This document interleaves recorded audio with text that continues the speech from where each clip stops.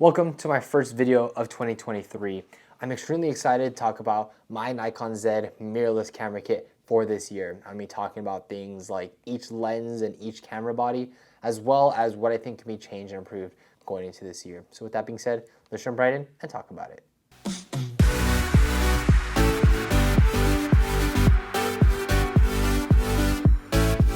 What's up, y'all? It's Project Photography back with another video, and today we are starting off the new year strong, the new year of 2023 with a what's in my camera kit for this year. And I think this is going to be an annual thing for me where I talk about my camera kit as well as what's in my camera bag for landscape photography.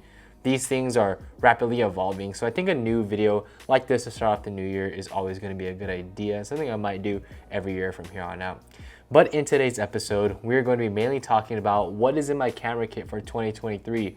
I'm going to be running through what is in the actual kit, and then what each of the pieces of gear is going to be used for. So with that being said, let's jump right in and talk about the camera bodies. And first of all, we got the Nikon Z6s, not the Nikon Z6 IIs, the original Nikon Z6s.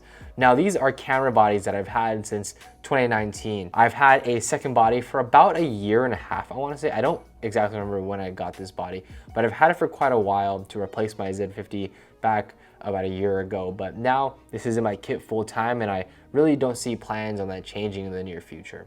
So first of all, these cameras are incredible. They are my workhorses. They are also the only camera bodies I own in this system.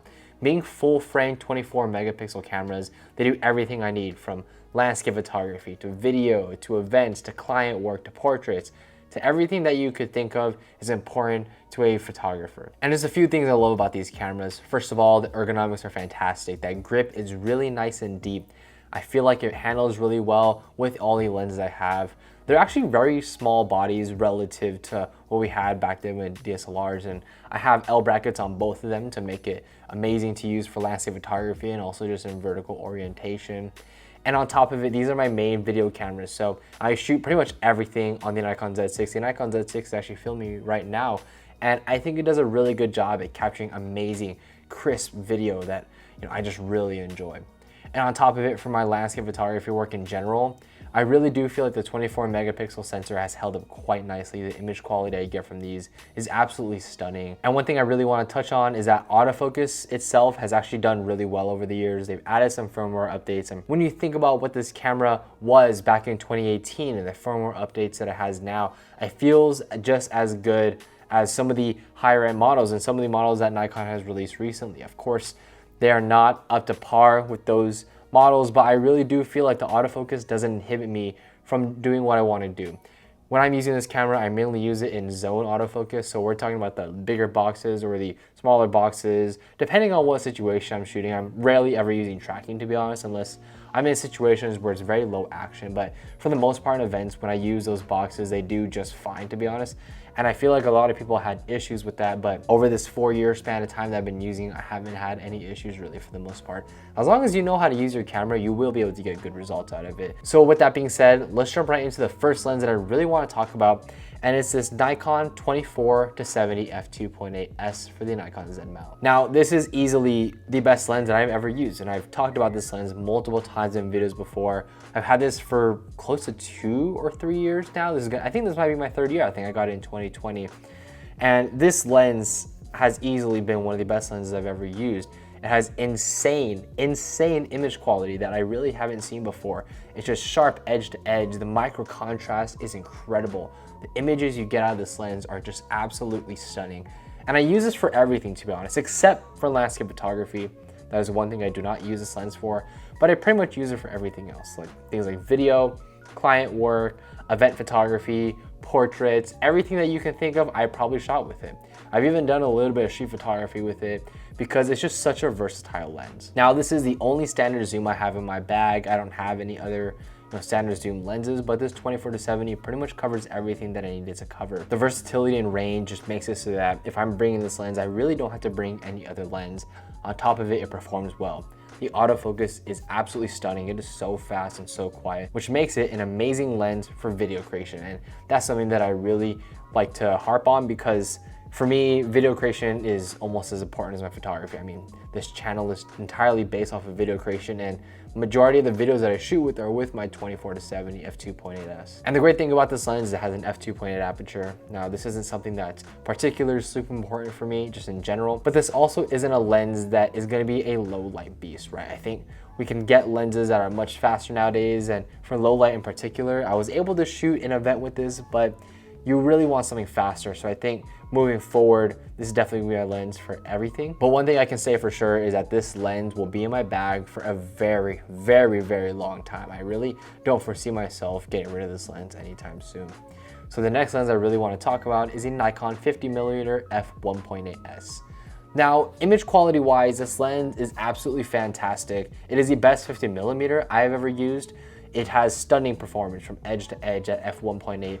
It's great for low light situations. So for me, this would be a great event, a great low light, a great portrait lens, and I just feel like it's a lot of versatility in terms of its uses. This is a lens that I really want to use a lot more this year in particular for events and for more client work, and I think it definitely has a place in my bag for a while now. And now the next lens I want to talk about is the Nikon 28mm f2.8. Now this is a fantastic little lens. I bought it this past year, and it has been an incredible walk around, low leverage situation shoot type of lens for me. And you know, this isn't a lens that I will necessarily use for client work, mainly because it's just not the right specs that I want, and it doesn't have the performance that I like. Although it has very good image quality, I do expect a little bit more out of my lenses in terms of image quality if I'm gonna be using it for client work. And for me, I like the 28mm focal range as a walk around lens because it's wide enough to get pretty much anything I want in the frame. But it's a different feel of the lens, right? We're not getting that super fisheye wide angle look with a lot of distortion. We're getting a much more compressed feel to the image that I personally enjoy. And being so small, so compact, makes it an easy lens to take with me anywhere I go. All right, y'all, so the next lens I wanna talk about is this 24-200. Now, this has a special place in my bag because it's the only super zoom I have that goes from 24-200. And the main reason I wanna use this is for my landscape photography. This is my telephoto lens, and this isn't a traditional telephoto lens for landscape photography, right? We would normally use something like a 70-300, 70-200, some sort of lens like that, mainly because we want that long reach of a telephoto lens, but Nikon doesn't have a native 70-300 for the Nikon Z mount. I'm not gonna be really carrying around these 70-200, it's just too big. So this lens carries pretty much all of my telephoto and landscape work. And this lens has honestly been incredible for me. I really love that the 24-200 range is so versatile, and I actually get a ton of use out of that 24-70 range that's in this lens because I don't bring a 24-70 with me, so it allows me that versatility when I'm actually going out there and shooting. I don't normally use this for pretty much anything else, but occasionally I'll use it for street photography because it's just so versatile. And this lens actually comes out with some pretty great images. And you'd be surprised because you would think that 24-200 doesn't normally have great image quality, but this lens definitely does. And something else that I kind of note about this lens is that it does have a very plastic build, but I feel like it's well constructed and overall is not gonna break on you anytime soon. In addition, I really enjoy this locking mechanism here that allows me to lock the lens at 24, which is great for when I'm traveling around with this lens in my bag for landscape photography. So overall, this is a lens that is a must-have in my bag for landscape photography in particular. I take it with me everywhere I go. And this is a lens that I don't foresee myself getting rid of anytime soon. Even if they come with something like a 70-300, I think this lens is gonna stay in my bag for quite some time. Anyways, apologies for this random insert.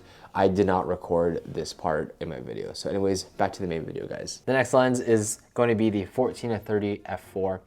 Now this lens I've really just relegated to landscape photography and architectural work in general. Like, this is not going to be really used for anything else because there's another lens that I want to talk about later, but this lens is just, and I mean just, for landscape photography and architectural work. And now you might think to yourself, well, is that even enough to really justify this one lens? And I would argue actually yes, mainly because I use this lens so often. This is easily the most used lens in my bag, right? I'm going out and shooting landscape photography all the time. That is my main niche of photography, and this is the lens I use. The question of, is this really worth it to take a space in my kit? Absolutely. I mean, it is the best wide angle lens I have personally ever used. It is sharp corner to corner, and even objects that should not be so sharp are just extremely sharp. And I just love the images I get out of this lens. They're absolutely beautiful. And having that 14mm at the wide angle actually changes a lot about the photography and how you capture an image. Because it's so wide, you can really manipulate the image to get what you want.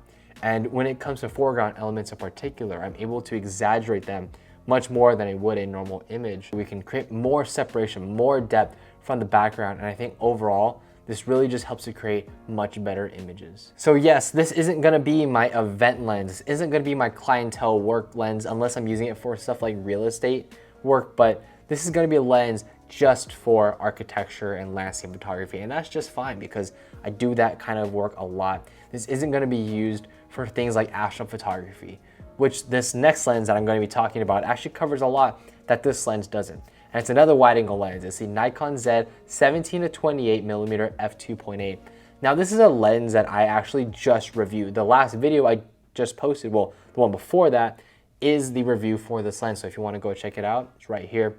But this is a fantastic lens for the money actually. The lens that most resemble this lens is the 14-24 f2.8 for the Nikon Z mount, and the price difference is massive. Because I have a lens like the 14-30 that has the amazing specs for specific, more detailed architecture and landscape photography, I can use this lens for events, for client work, for stuff that you need essentially a wide angle lens for that has an f2.8 aperture. And astrophotography would be something that's amazing for this lens. And although this lens is cheaper, I still think it has good image quality. I think it can produce the results that I want.